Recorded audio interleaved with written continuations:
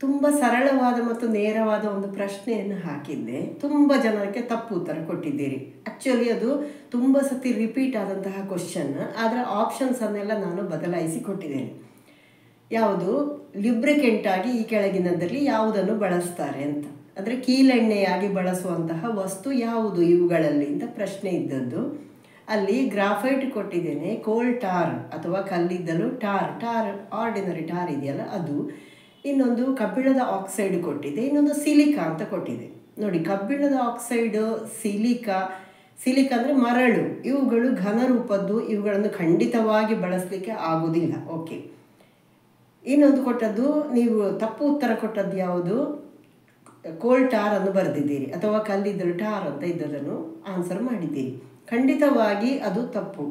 ಅದರಿಂದ ಒಂದು ಲ್ಯೂಬ್ರಿಕೇಷನ್ ಇರುವಂಥ ಒಂದು ಆಯಿಲನ್ನು ತಯಾರು ಮಾಡಿದ್ದಾರೆ, ಆದರೆ ಅದು ಲುಬ್ರಿಕೇಟ್ ಆಗಿ ಅಥವಾ ಕೀಲೆಣ್ಣೆಯಾಗಿ ವ್ಯಾಪಕವಾಗಿ ಬಳಸುವಂತಹ ವಸ್ತು ಅಲ್ವೇ ಅಲ್ಲ. ಗ್ರಾಫೈಟ್ ನಿಮಗೆ ತಕ್ಷಣ ತಲೆಗೆ ಬರಬೇಕು, ಯಾಕಂದರೆ ಅದು ಜಾರುವ ಸ್ವಭಾವವನ್ನು ಹೊಂದಿದೆ. ಕೀಲೆಣ್ಣೆ ಅಥವಾ ಲ್ಯುಬ್ರಿಕೇಷನ್ ಅಂದ್ರೇನು, ಜಾರುವಿಕೆ, ಸ್ಮೂತಾಗಿ ಜಾರುವಂಥದ್ದಾಗಬೇಕು. ಅಂದರೆ ಯಾವುದೇ ಚಕ್ರಗಳು, 2-3 ಚಕ್ರಗಳು, ಗೇರುಗಳೆಲ್ಲ ಇರ್ತದಲ್ಲ, ಅದೆಲ್ಲ ಸ್ಮೂತಾಗಿ ಹೋಗಬೇಕು ಅಂತ ಇದ್ದರೆ ಅದಕ್ಕೆ ಕೀಲೆಣ್ಣೆಯನ್ನು ಹಾಕ್ತಾರೆ, ಅಂದರೆ ಲ್ಯೂಬ್ರಿಕೇಟಿಂಗ್ ಆಯಿಲನ್ನು ಹಾಕ್ತಾರೆ. ಅಂತಹ ಆಯಿಲ್ ವ್ಯಾಪಕವಾಗಿ ಬಳಸಲ್ಪಡುವಂಥದ್ದು ಯಾವುದು, ಗ್ರಾಫೈಟನ್ನು ಎಣ್ಣೆಯಲ್ಲಿ ಮಿಕ್ಸ್ ಮಾಡಿಕೊಂಡ್ರೆ ಸಾಕು, ಅದು ಜಾರುವಿಕೆ ಲಕ್ಷಣವನ್ನು ಹೊಂದಿರ್ತದೆ.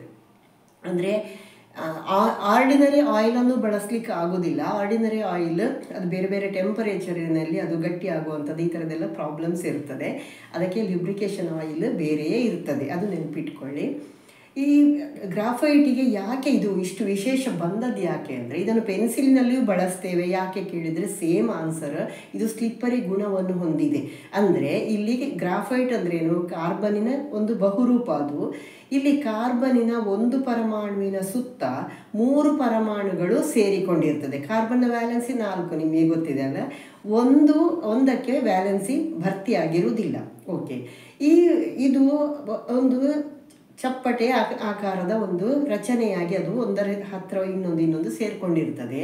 ಇಲ್ಲಿ ಇನ್ನೊಂದು ಪದರವಾಗಿ ಇರುವಂತಹ ಗ್ರಾಫೈಟ್ ಇದೆಯಲ್ಲ, ಅದರ ಮಧ್ಯದಲ್ಲಿ, ಅಂದರೆ ಒಂದು ಪದರದಿಂದ ಇನ್ನೊಂದು ಪದರಕ್ಕೆ ವೀಕ್ ವಾಂಡರ್ ವಾಲ್ಸ್ ಬಲ ಅಲ್ಲಿ ಇರುವಂಥದ್ದು. ಹಾಗಾಗಿ ಅದು ಬಹಳ ಸುಲಭವಾಗಿ ಜಾರುವಿಕೆ ಸ್ವಭಾವ ಹೊಂದಿದೆ. ನೀವು ನೋಡ್ಕೊಳ್ಬೇಕಿದ್ರೆ ದಪ್ಪ ಪೆನ್ಸಿಲ್ ಇದೆಯಲ್ಲ, ಅದರ ಮೆಂಡನ್ನು ಸ್ವಲ್ಪ, ಲೆಡ್ಡನ್ನು ಸ್ವಲ್ಪ ಕಟ್ ಮಾಡಿ, ಲೆಡ್ ಅಂತ ಹೇಳೋದು ಮಾತ್ರ, ಅದರಲ್ಲಿ ಲೆಡ್ ಇಲ್ಲ, ಸೀಸ ಇಲ್ಲ, ಅದರಲ್ಲಿ ಸೀಸದ ಕಡ್ಡಿ ಅಂತ ಹೇಳೋದು ಮಾತ್ರ. ಅದನ್ನು ಕಟ್ ಮಾಡಿದರೆ ನಿಮಗೆ ಅಲ್ಲಿ ಲೇಯರ್ ಕಾಣಿಸ್ತದೆ.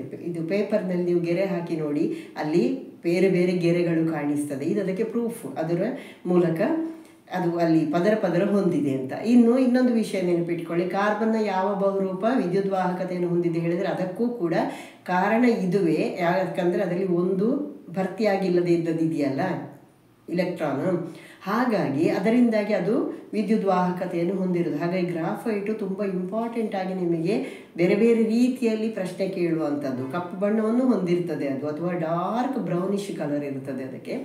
ಇದನ್ನು ಬಹಳ ಒಂದು ಸ್ಮೂತಾಗಿ ಇದು ಆ್ಯಕ್ಚುಲಿ ಶುದ್ಧ ಗ್ರಾಫೈಟನ್ನು ನೀವು ಕೈಯಲ್ಲಿ ಹೀಗೆ ಟಚ್ ಮಾಡಿ, ಕೈ ಹೀಗೆ ಮಾಡಿದರೆ ಅದು ಸ್ಮೂತ್ ಜಾರ್ತದೆ. ಓಕೆ, ಹಾಗಾಗಿ ಜಾರುವಿಕೆ ಸ್ವಭಾವ ಅಥವಾ ಲ್ಯೂಬ್ರಿಕೇಷನ್ ಇರುವಂಥದ್ದು ಅಥವಾ ಕೀಲೆಣ್ಣೆಯಾಗಿ ಬಳಸುವಂಥದ್ದು, ವಿದ್ಯುದ್ವಾಹಕತೆಯನ್ನು ಹೊಂದಿರುವಂಥದ್ದು ಅಂತೆಲ್ಲ ಕೇಳಿದರೆ ಗ್ರಾಫೈಟೇ ಉತ್ತರ.